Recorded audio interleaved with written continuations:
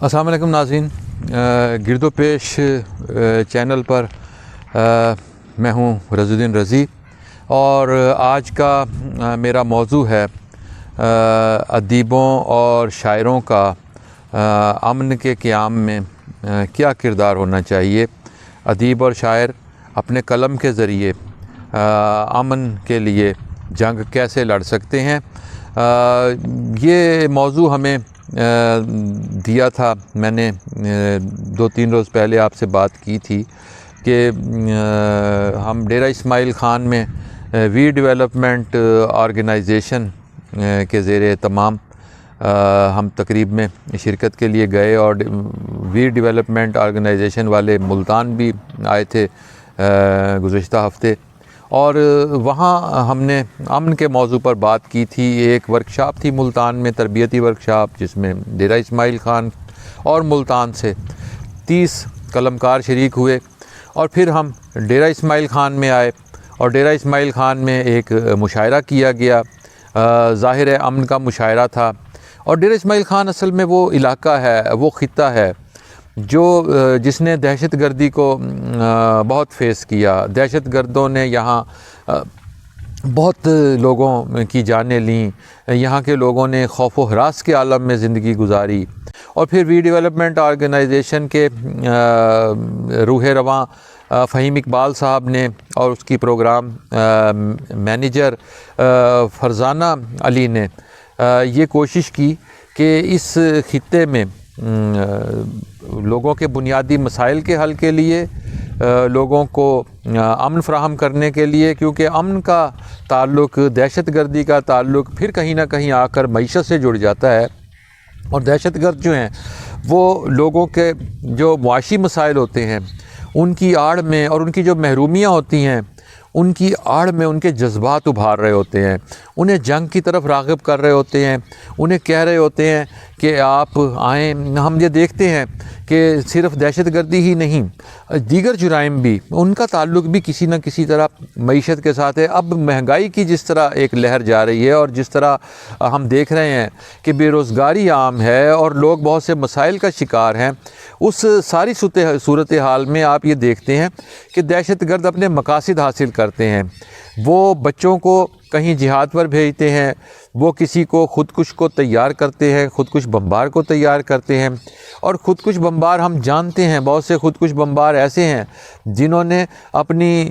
Families کی زندگیوں کو محفوظ کرنے کے لیے، جنہوں نے اپنے بچوں کے مستقبل کو محفوظ کرنے کے لیے اپنی جانیں دیں، کیونکہ دہشت گرد کہتے ہیں کہ ہم بعد میں تمہاری فیملی کا، تمہارے بچوں کا خیال رکھیں گے، اور وہ اس کے عوض تمہاری فیملی کو اتنے پیسے ملیں گے کہ وہ ساری عمر پھر سکون کی زندگی گزاریں گے۔ یہ بہت سارے مسائل ہیں لیکن اب پھر میں واپس اپنے موضوع کی طرف آتا ہوں کہ ادیب اور شاعر نے کیا کردار ادا کرنا ہے۔ ادیب اور شاعر نے قلم اور کرتاس کے ذریعے اس لڑائی میں اپنا کردار ادا کرنا ہے، اور پھر وہی بات کہ ہم نے بندوق کا مقابلہ قلم سے کرنا ہے۔ یہ بات ہم آج سے نہیں کر رہے، یہ ہم ہمیشہ سے کر رہے ہیں۔ ہم نے ملتان میں بہت سارے امن مشاعرے کروائے، ہم نے ملتان میں اس قسم کے میلے بھی کروائے، اس قسم کی تقریبات اور ورکشاپس میں بھی، لیکن پھر وہ بات آ جاتی ہے کہ کیا صرف ادیب اور شاعر اس میں اپنا رول پلے کر سکتے ہیں؟ کیا اس میں جس قسم کے ہم میڈیا کو ہم دیکھ رہے ہیں، اور میڈیا جس طرح کا رول پلے کر رہا ہے، جس طرح جرائم پیشہ افراد کو ایک ہیرو بنا کر پیش کیا جاتا ہے، اور جس طرح جرائم کے پروگرام نشر کیے جاتے ہیں مختلف چینلوں کے اوپر، کیا جرائم کے حوالے سے، جرائم کے بڑھاوے کے حوالے سے، پھر ایک ریاست کا بیانیہ ہے، ریاست کا بیانیہ جہاد کو فروغ دے رہا ہوتا ہے، ہم جنگیں لڑ رہے ہیں، ہماری جو سچویشن ہے، ہماری جو اسٹریٹجک پوزیشن ہے،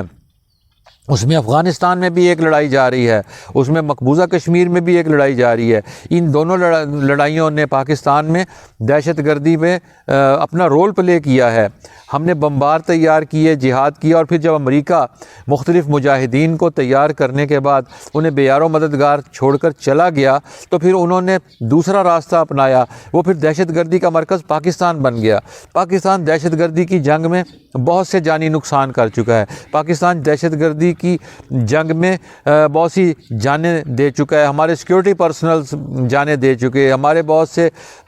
مذہبی مقامات کو نشانہ بنایا گیا، ہماری مساجد کو، امام بارگاہوں کو نشانہ بنایا گیا، جنازوں پر حملے ہوئے، ہسپتالوں پر حملے ہوئے، بچیوں کے سکولوں کو بموں سے اڑایا گیا۔ پاکستان نے یہ سارے مسائل دیکھے۔ اب ادیب اور شاعر نے کیا کرنا ہے؟ ادیب اور شاعر نے امن اور محبت کے پیغام کو عام کرنا ہے، اور امن اور محبت ادیب اور شاعر کا بنیادی پیغام ہوتا ہے۔ ادیب اور شاعر جب امن اور محبت کی بات کرتا ہے تو اس کی بات دل سے نکلتی ہے اور دل تک اثر کرتی ہے۔ ہمارے پاس جو بھی آرٹ کے مختلف ذرائع ہیں، جس میں تصویریں بھی ہیں، جس میں میوزک بھی ہے، جس میں اور بہت سی چیزیں ہیں، مصوری ہے، ہم ان سارے ذرائع کو اگر امن کے لیے استعمال کریں، اور پھر اس میں سب سے بنیادی چیز لفظ کی آ جاتی ہے کہ لفظ آپ کے جو ہیں وہ اپنا کردار ادا کرتے ہیں، لوگوں تک آپ کی بات پہنچتی ہے۔ آپ نظم کہتے ہیں، آپ غزل کہتے ہیں، آپ گیت لکھتے ہیں، آپ افسانہ لکھتے ہیں، آپ ناول لکھتے ہیں۔ اور آج کے ادیب ظاہر ہے جس معاشرے میں سانس لے رہا ہے، جس ماحول میں سانس لے رہا ہے، جن مسائل سے دوچار ہے، جن دکھوں کو دیکھ رہا ہے، اس کی تحریروں میں ان سب باتوں کا در آنا ایک فطری بات ہے، اور یقیناً ادیب ہمیشہ سے اپنا رول پلے کر رہا ہے۔ اب دیکھنا یہ ہے کہ سرکاری سطح پر اس کی کیسے پذیرائی ہوتی ہے۔ اس کی کتاب، اس کی غزل، اس کی نظم اس وقت تک لوگوں تک نہیں پہنچے گی جب تک اس میں سرکاری ادارے اپنا کردار ادا نہیں کریں گے، جب تک ریڈیو اور ٹی وی لٹریچر کو فروغ نہیں دے گا، جب تک اخبارات ادیب کو اور ادب کو اہمیت نہیں دیں گے۔ ضرورت اس بات کی ہے کہ ادیب تو اپنا کردار ادا کر ہی رہا ہے، لیکن میڈیا کو، اخبارات کو اور خود سرکار کو اس میں ادیب کا ساتھ دینا چاہیے، اور ریاست کو بھی یہ دیکھنا چاہیے کہ وہ جو جس بیانیے کو فروغ دے رہی ہے کہیں وہ بدامنی کا باعث تو نہیں بن رہا۔ ناظرین، آپ کو یہ ویڈیو پسند آئی، آپ اسے لائک کیجئے، اس پر کمنٹ کیجئے، اور گرد و پیش چینل کو سبسکرائب بھی کیجئے، بیل آئیکن کو کلک کیجئے تاکہ آپ تک ہماری آئندہ ویڈیوز بھی پہنچتی رہیں۔ آپ سے دوبارہ ملاقات ہوگی کسی نئے موضوع پر، کسی نئی ویڈیو کے ساتھ۔